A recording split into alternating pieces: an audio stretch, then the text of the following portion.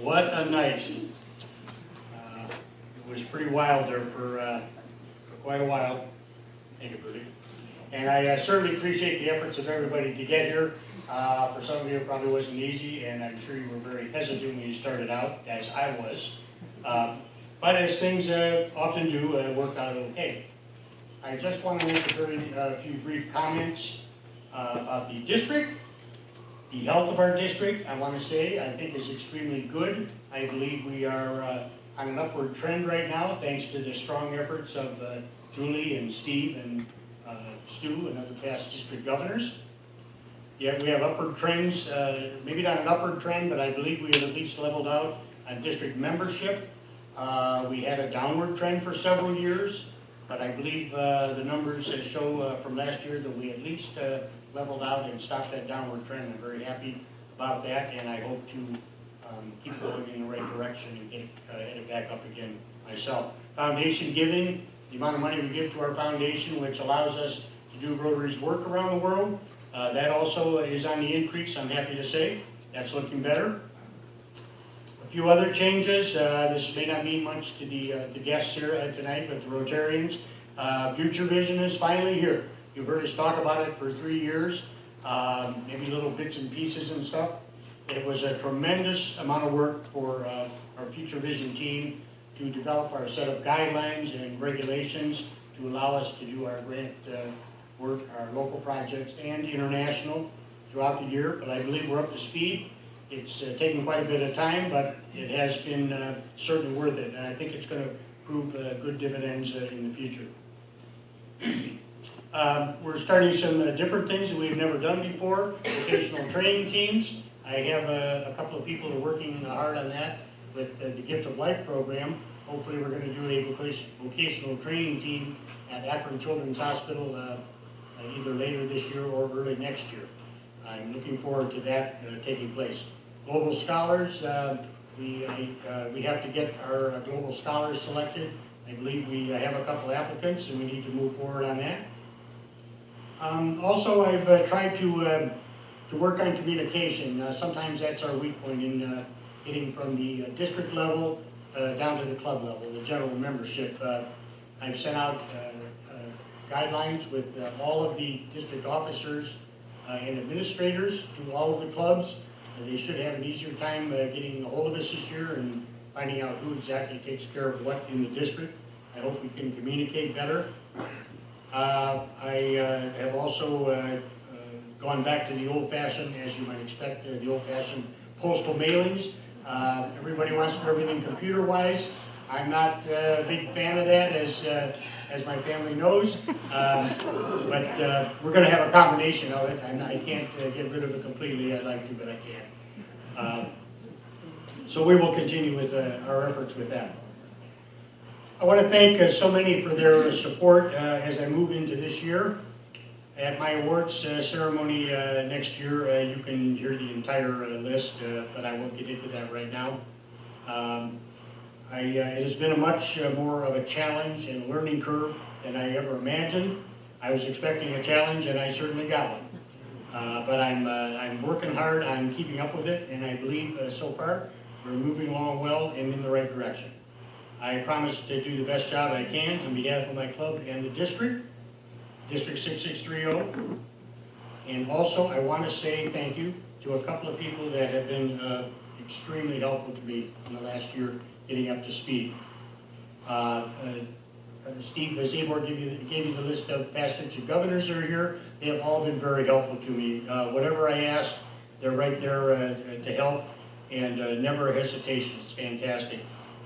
Two especially that I want to point out. My friend Fran Bayless, who came today, I was glad to see her. I think a lot of her, and she has helped me quite a bit over the years. And another special friend, Lloyd Schill, who lives in Phoenix, Arizona now, but has been a big inspiration to me and a big promoter of me taking on this task. I think it was a little easier when he did it, but he doesn't realize that, so that's okay. A couple of very important people. The first one I want to mention is Tracy Jemison. It's been a difficult and steep learning curve for me getting up to speed, but I can't imagine what it would have been if Tracy had not come on board as our district treasurer. Actually, he completed his first year. He's starting his second year now.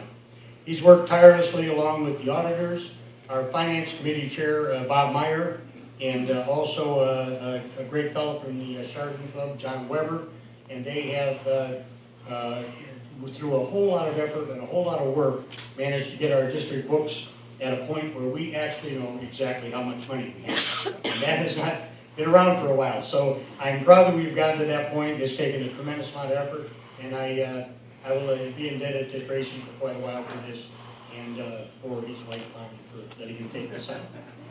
I wouldn't forget that, Bonnie. Yeah, he deserves a round of applause.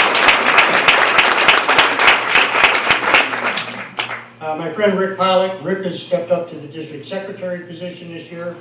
We have also given him a new title as the foundation compliance coordinator. How about it? I remember. Nice.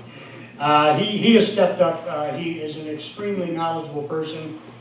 He has helped us through the tribulations of getting up to speed with the new grants model and the foundation work that we're doing, establishing a whole different foundation structure. It's been a tremendous amount of work, and he has plugged along right through it, and I owe quite a bit to him. I'm sure he has already, I know he's already made some changes in the secretary position, some positive changes, and that's going to work a lot smoother this year, I think. Jim Letchko, who couldn't be here tonight, is our new foundation chair. Jim also has stepped up. He, some of you may have known that he was selected as the district governor nominee a couple years ago, but he had to step aside due to some illness problems with his wife, which he has thankfully worked through and is improving. But Jim, through all of this, agreed to step up and take the foundation chair position for us, and he has done a fantastic job in helping us get up to speed on that. Sheila Hedrick, she's our assistant governor coordinator. We're working on our first meetings and getting our assistant governors up to speed. I have to say something about Mike DeVanzo. He's been a tremendous friend. He's easy to work with. The more I get to know the guy, the more I like him. He's organized and dedicated. I keep trying to move myself up to the level that he's at, but I think he's always going to be a little bit ahead. Just a great person. He's going to do a tremendous job next year. He's actually working really hard this year, and a lot of the things he has to do will take place this year. Aaron Vanderhyde, I know he's here someplace. Where'd you go? Where are you? Right there, okay. Aaron has stepped up and is doing a great job in reviving and organizing some of our youth programs, Interact and Rotaract, and has got the kids moving on this. He's recertified our clubs. He's done a lot of stuff that just kind of slipped by the wayside over the years and didn't happen. Tim Snell, Tim's here tonight also, way in the back there. Tim is our youth exchange chair. He jumped into a difficult position when he came on board. We had a mass exodus in our youth exchange program, but he took over, and in spite of the fact that we were not able to provide him a lot of support, he has managed to persevere, and I believe that our youth exchange program is moving in the right direction. We have the kids signed up, and the incoming kids and the outgoing kids, and much of our paperwork is up to date and ready to go. I am deeply indebted to him for all the effort he's put into that. Cheryl Warren wasn't here either. As was mentioned, her father's in bad shape in the hospital. I hope he can recover and get back to their home. I know she was extremely worried about it, and I understand that. But she also has stepped up, and she's after you get through me and then a part of Mike, then we get to Cheryl, we'll be back in the computer age again, because that's what she does. So we have that to look forward to. This is far from a complete list, but it shows how many dedicated Rotarians we have in District 6630.